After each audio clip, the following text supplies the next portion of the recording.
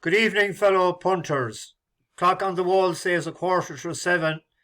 About 20 minutes later than I was ready to go there, but there was a delivery of a few number plates. The Rossies for Sam. We didn't put the year on it yet. We're off to a good start anyway. The Herdon Chokers will love it. 3 wins, top of the table, so we're safe for this year. So look forward to another year next year in Division 1. Massive crowd in the Hyde today. Great excitement in the second half. Boys played great, and long may it continue. And we had a couple of nice winners as well. We'll be having a cup of cocoa tonight for a nightcap. The Grey Heart give an exhibition of jumping. He always does that.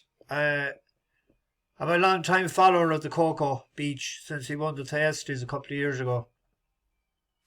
Someone was saying that the other one traded 1-2 and running the favourite. I don't think he'd have passed her, or she wouldn't have passed him, I don't think.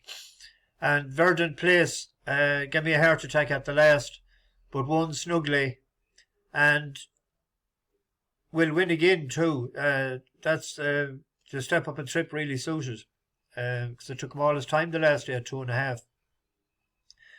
A bit unlucky not to get the each way treble up. I know some people were paying, some bookies paying 4 places. There was supposed to be 12 runners in that that race, and there was only 11, which resulted to I got paid on 1 treble, and I didn't get paid in from the green bookie. They only had 3 places, even though they had 4 last night. But that traded short in running, whatever happened, but it nearly was beaten for 4th. Something must have burst a blood vessel, or I don't know what happened. But it looked like a winner on the turn for home. But not too bad for a Sunday anyway. We took a few pound off them. So on to tomorrow.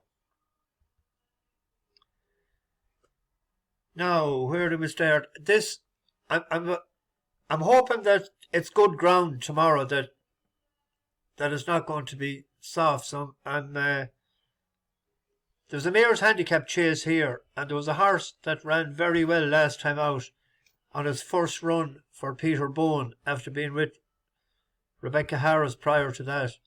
As you can see, it was behind the likes of Eureka Creek and Newcastle and Sabrina. It was pulled up, but went off at 50-1 in a chase, and it ran pretty decent. And I think it jumped too much to its right. I prefer to see this going right-handed actually tomorrow, but it's going left-handed again in Lingfield. But Leaders of 4 deep, Immortal Fame on the inside of Light on the Wing, Le Kernet and Universal Brook are up sides. Higgs and a pushed along Henchka are within 2 lengths of them. Chimeric has relegated Wildfire Warrior, who's weakened, to be the back marker. As they level for home, they've got 4 to jump in the straight. Le Kernet and Universal Brook racing on together, now beginning to outpace. Light on the Wing, then follows Higgs, then Henchka a few lengths off them. Chimeric went badly away to the right, but is well beaten, and Wildfire Warrior is behind her, running down towards the final open ditch, 3 out. Universal Brook will lead over it from Henchka, who made a bad mistake. Light on the Wing and Higgs are the next 2. Le Kernet is backing out of it. They've gone clear of the remainder. Down towards the second last, Universal Brook from the rallying Henchka. Leader shifted right. Light on the Wing over it third, but 4 lengths behind the principals. Then comes Higgs. It's Universal Brook. Henchka switching to challenge on the inside. Universal Brook from Henchka as they come over the final fence. About a length and a half between them. Clear of Light on the Wing in third. Henchka getting through on the inside of Universal Brook. Henchka's picked up the running in the final 100 yards and staying on strongly. Henchka goes on to win for... Stayed on pretty well there. And actually, James Bowen was on the winner that day, so he's on her tomorrow, and hopefully they might have done something with her jumping. But you see, at 50-1, she outran her odds. Let's see what price. 100-30, second favourite. We'll chance her tomorrow, and there's another one at Lingfield tomorrow. But this is a good ground horse as well. Walk in My Shoes. being out of Milan, it would like better ground. But it won in Bangor, and the horse that it beat finished way ahead of it next time out, but was on desperate ground the next time out. In court as they draw towards. But this was over hurdles, and the first. It's a chase tomorrow. It's our first chase. She's a Superstar, Gallant de Rome, and Runner Simi River, who are all at this stage at least making hard work of it. Just outside the last half mile, 3 to travel. Walk in My Shoes with She's Up in Court over the third last, little separating them, but the more assured leap came there from Walk in My Shoes at the back of the field. Runner Simi River slithered to the ground when struggling. So only 4 still going, but in truth it looks a straight fight between the strong travelling Walk in My Shoes and She's Up in Court, who's ridden to try and get on terms. They head inside the last 3 furlongs. These 2 flights to jump up the straight. And there's Walk in My Shoes on the right. She's Up in Court on the left, still has a chance. Running towards 2 out, they lock horns clear of Gallant de Rome. Penultimate flight. Walk in My Shoes narrowly to She's Up in Court. She's a Superstar, meanwhile, is virtually pulled up. And on the left, She's Up in Court, continuing to pester Walk in My Shoes, who has the advantage, but a narrow one down towards the final flight, a furlong to go. Walk in My Shoes to She's Up in Court. Walk in My Shoes, by a whisker on landing. She's Up in Court, dived at it, lunged at it, short run in, and Walk in My Shoes being pestered all the way to the line by She's Up in Court, but it's Walk in My Shoes just doing. Ran terrible the next time out in a race that was heavy ground in Falslas. And young Brace, Jamie Brace, that's riding, he has a good strike rate for John Joe O'Neill. So going chasing tomorrow. I also nearly forgot to mention that finished second in a pint to pint behind Magical Days, and Magical Days is rated 145 now and won there recently. So it was always going to go chasing, and tomorrow, even though this is 12 stone to his first time blinkers, I thought that had a right chance tomorrow. And then at Carlisle, there's a 4-year-old there, Paddy's Fancy. Toby Wynn. Somebody was putting up about Toby Wynn the other day. He is riding well. But this needs good ground as well. As you can see, first time out, it ran on the flat there. It was raised only 55. It won on Good to Ferrum in Leicester first time out. Then they put it in a listed hurl. Then it was back on soft ground in Musselborough behind Bring Back the Memories. But in Plumpton the last day on good ground. It was behind Well Vicky, and that was winning 3 in a row. It was 4-9 favourite.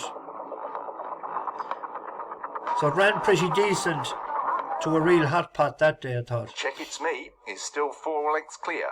Well Vicky over in second. Pump It Up. Then Paddy's Fancy. The leader just went out to the right slightly, and as a result the pursuers are closer, and Well Vicky may well be able to move up on the inside round the final bend of Check It's Me.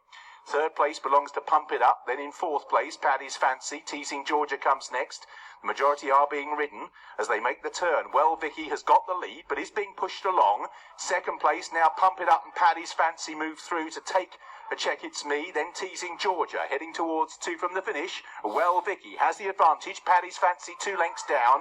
Then in third, Pump It Up, and they remain clear from Teasing Georgia up towards the last. Well Vicky has this lead, and this lead is about 2 lengths or so from Paddy's Fancy in second as they take the final flight. In third place races Pump It Up. Up the hill it's Well Vicky who has the advantage. Paddy's Fancy still 2 lengths down, pushed out towards the line. Alistair Ralph's got a great record here, and this is 3 wins in 8 days for Well. Flying in form horse, that one at the time, but getting the £12 and the good ground, good to soft. I prefer it was good in places, to be perfectly honest. And then we have a bus horse, Lord Rocco. We're very unlucky with this the last day, I thought. It ran on, when was it, around Christmas, the 22nd of December. It had 3 seconds there in a row. Now it has gone up £5 from its initial mark of 117. But I thought that was an each way bet tomorrow because there's a couple of well handicapped horses in it. So that'll be the each way. The other will be 2 win bets. And then we have gone on to the Goo. We have Buxted 2. This opened up at 15-8. And it's heavily punted. It has won 3 races for us, including at Newcastle 2 runs back of 70. It's gone up a few pound, all right, but and it isn't simple because it's a short or small field tomorrow. Pace quickening off the turn, it's 3.5 out. It to likes to win and wants to win. On the far side, time stabbed by a half length to Buxted 2, travelling well near side. Bobber T trying to pick up behind the pace, then Jubilee Girl, Golden Vintage to the far side. Trailblazer tries to get going from the back.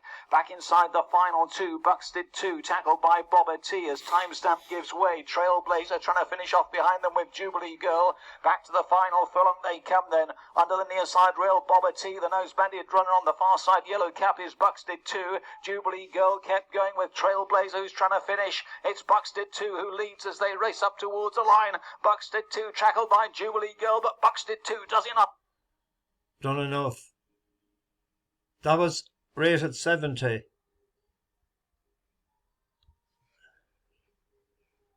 It's rated 76. But way back it was rated higher. It was as high as 79, I think, further back. Yeah, 79 for a good while there in 2021. So the wind surgery seems to have to work, and it reminds me of Pat Mahomes wanting to win and having to win. So it's short, but we could include that. But there's 2 interesting horses gone over tomorrow. Johnny Levins is sending over Shaababy. Shaababy done a turn for us in Bellstown last 6s into 130 on yielding ground in last June, and Blind Beggar was behind it, but it won in Dundalk, and I think with a bit of cut on the ground it's more suitable the Newcastle surface. And if you look back there, it had a really good run with a bit of cut on the ground. Now it could do an each way double possibly. It's at 7-1 there with its stablemate Chimeric. Chimeric is 8-1 as well.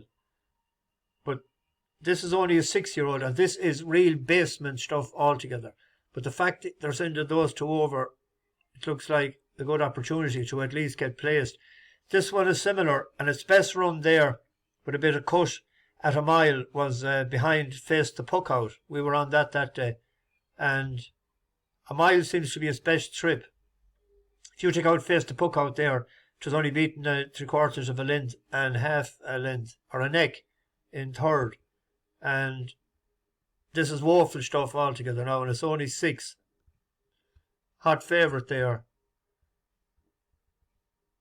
Like 47, like it's basement stuff altogether. But it might be worth a small each way double, them 2 tomorrow. Anyway, I'm waffling on a bit too much. Happy birthday today to John White. He's from the Limerick area. I met him in Listowel, and he's a frequent commenter on the bus. Happy birthday. Hope he said he was going to, was it the Grand Parade in Limerick, and going for the Chinese after or before or during or something. There's a few newcomers on the bus. I'll get them tomorrow night. Bash the bookies, over and out.